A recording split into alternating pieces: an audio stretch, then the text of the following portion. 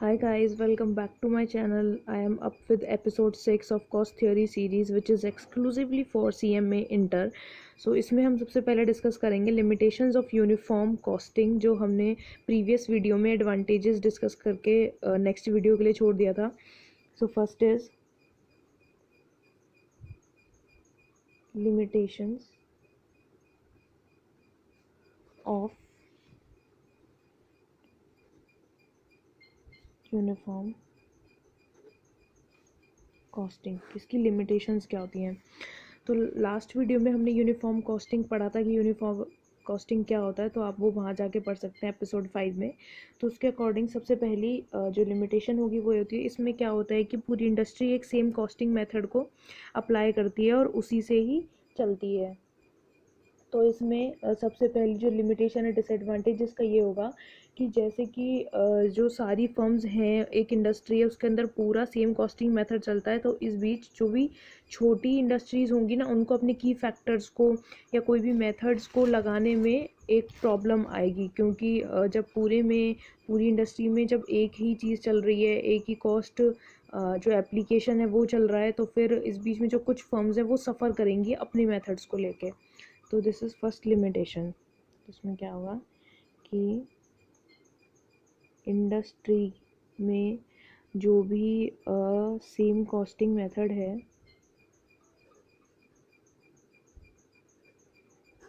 Because of that some small units में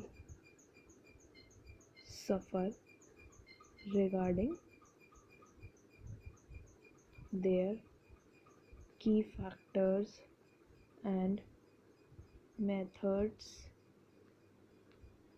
application. तो जो इंडस्ट्री है उसमें सेम कॉस्टिंग मेथड होने की वजह से जितनी भी स्मॉल यूनिट्स हैं वो सफ़र करेंगी अपने की फैक्टर्स और मेथड्स के एप्लीकेशंस को लेकर. तो ये हुई हमारी पहली लिमिटेशन. सेकंड लिमिटेशन इज़ कि ये जो है इनकी वजह से जो भी यहाँ पे एक सेम कॉस्टिंग मेथड चलता है उसकी वजह से मोनोपोली में अकर इन द मार्केट. मोनोपोली में अकर कहाँ पर? इंडस्ट्री में क्या हो सकती है? मोनोपोली अकर हो सकती है, जिसकी वजह से क्या होगा? जिसकी वजह से जो हमारे प्राइसेस हैं वो बढ़ सकते हैं और जो सप्लाईज हैं वो सफ़र हो सकती हैं. तो इनकी वजह से क्या हो सकता है? Supplies curtail and prices may increase. As हमें पूरी मार्केट में एक ही प्राइस रखना है, तो जब मोनोपोली अकर हो जाएगी तो उसकी वजह से सप्लाईज कर्टेल हो सकते हैं. तो ये इसकी थी second limitation.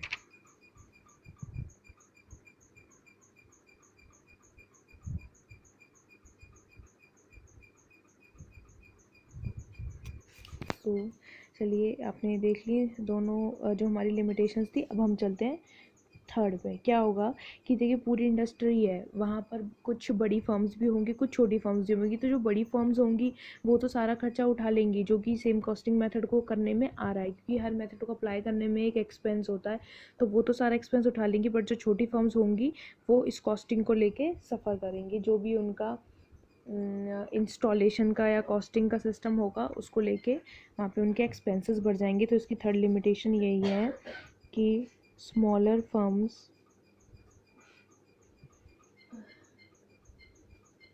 may suffer in their installation and costing system. तो ये हो गई हमारी जो भी लिमिटेशंस होती हैं यूनिफॉर्म कॉस्टिंग की, वो लिमिटेशंस हो गई. अब हम चलेंगे नेक्स्ट कॉन्सेप्ट पे. नेक्स्ट कॉन्सेप्ट जो हम ले रहे हैं वो है प्रैक्टिकल एप्लीकेशन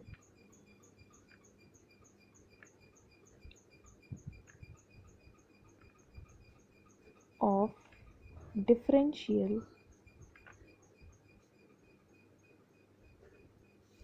कॉस्टिंग क्या है? Practical application of differential costing. Differential costing हम कॉन्सेप्ट पढ़ चुके हैं प्रीवियस वीडियोस में, जाके आप देख सकते हैं। तो वहाँ पर डिफरेंशियल कॉस्टिंग है।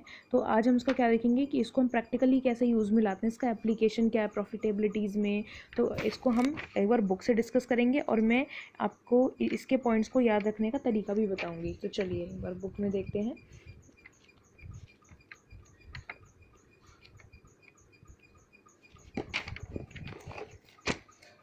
ये देखिए, these are the practical applications of differential costing.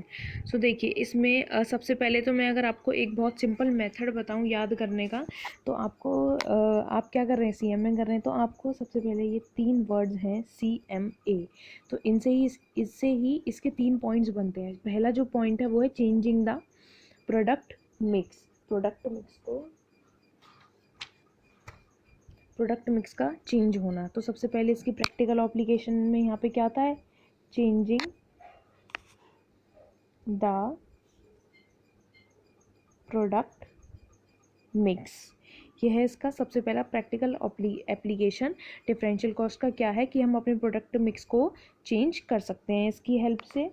Next हमारा क्या है, मेक और बाय डिसीजन, जो कि आपने मार्जिनल कॉस्टिंग जो आपका यूनिट है उसमें पढ़ा होगा कि ये वो डिसीजन होता है कि चाहे हमको कंपेयर करना होता है कि वेदर जो हम चीज़ बना रहे हैं या कुछ भी है वो हमें बना के सस्ती पड़ रही है रॉ मटेरियल या जो भी है, या फिर हम उसे सब कॉन्ट्रैक्ट कर लें। तो जो सस्ता पड़ता है हम उसे या तो बनाने का या ख़रीदने का, ये डिसीजन लेते हैं इसमें।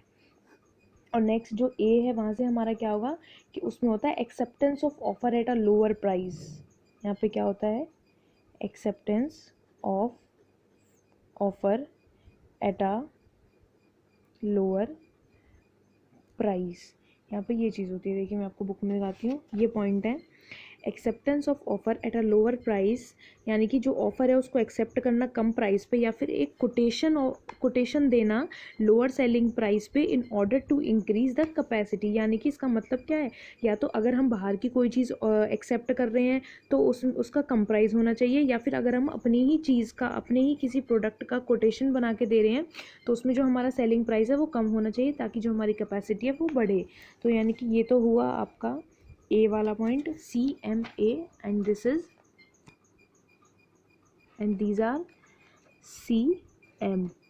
Okay, changing the product mix, make or buy decision, and acceptance of offer at a lower price or offering a quotation at lower selling price in order to increase the capacity. अब आपके ये 3 points तो इसमें हो गए। अब next जो आपको एक वर्ड याद रखना है, वो है डिटरमाइन। क्या है, अगर आप देखिए मैं आपको कैसे याद दिलाती हूँ इसमें कि अगर आप CMA कर रहे हैं तो आपके पास डिटर्मिनेशन होना बहुत ज़रूरी है, क्योंकि without determination you can't do anything, you can't possess that patience to do it as it is a long journey. So CMA करने के लिए आपके पास क्या होना चाहिए, डिटर्मिनेशन होना चाहिए। तो अब आपको क्या वर्ड याद रखना है, डिटर्मिनेशन से यहाँ आपके 2-3 पॉइंट्स बनते हैं। सबसे पहला पॉइंट्स है determination of most profitable levels of production price. अब देखिए अगर हम कोई भी बिजनेस करते हैं तो वो जो हमारा एंड मोटिव होता है वहाँ पर क्या होता है, प्रॉफिट होता है। तो यहाँ पर क्या है कि मोस्ट प्रॉफिटेबल लेवल्स को डिटरमाइन करना, जो कि हमारी प्रोडक्शन और प्राइस में हमें मिल सकते हैं।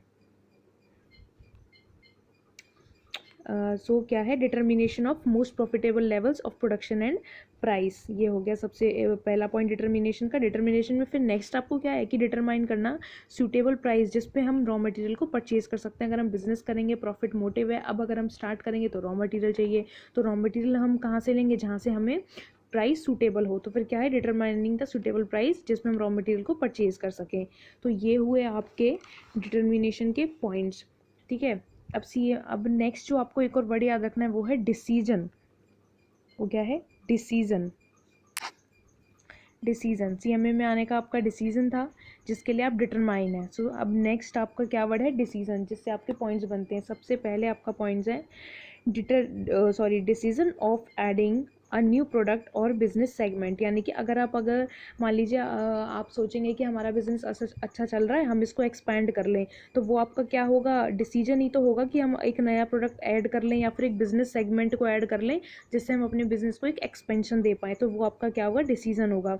So this is the point, decision of adding a new product और बिजनेस सेगमेंट। नेक्स्ट आपके पॉइंट हैं कि decision regarding alternative capital expand and plant replacement, यानी कि जब अगर मान लीजिए आप एक्सपेंशन करेंगे या आप कोई भी बिजनेस करते हैं तो वहाँ आपको कैपिटल की इन्वेस्टमेंट चाहिए होती है, तो आप ये ढूंढेंगे कि हमारी जो कैपिटल इन्वेस्टमेंट है वो हम ऑल्टरनेटिवली यानी कि कहाँ कहाँ से हम अपनी कैपिटल इन्वेस्टमेंट कर सकते हैं और प्लांट को रिप्लेस कर सकते हैं, तो ये आपका डिसीजन होगा। एक ये पॉइंट हो गया। एक नेक्स्ट है decision regarding change in method of production, कि अगर आप जैसे अगर एक्सपेंशन कर रहे हैं तो आपको मेथड ऑफ प्रोडक्शन कई बार चेंज करना पड़ जाता है, तो वो भी आपका डिसीजन होगा। तो यहाँ आपके जो आपका practical application of differential costing था, इसके जो पॉइंट्स है वो खत्म होते हैं। तो यहाँ पर आपको सिर्फ 3 वर्ड्स याद रखने हैं, उससे आप इसके पॉइंट्स याद रख सकते हैं, that is CMA, determine and decision. आप CMA में आए वो आपका डिसीजन था जिसके लिए आप डिटरमाइन है, तो ये आपको 3 वर्ड्स याद रखने हैं और जो इनसे रिलेटेड पॉइंट्स हैं वो आप अपनी बुक में पढ़ सकते हैं, वहाँ पूरा थ्योरी कॉन्सेप्ट दिया हुआ है, इनको ईजिली आप याद कर सकते हैं इन की टर्म्स से। And please stay tuned with this channel, मैं ऐसी ही और वीडियोज़ लाती रहूँगी। एंड सो प्लीज़ कोई रिव्यूज़ हो तो दीजिएगा, सजेशंस हों, डाउट्स हों, कुछ भी हों आप कमेंट सेक्शन में मुझे लिख सकते हैं, most welcome. And thank you so much for watching this video, please like share comment and subscribe.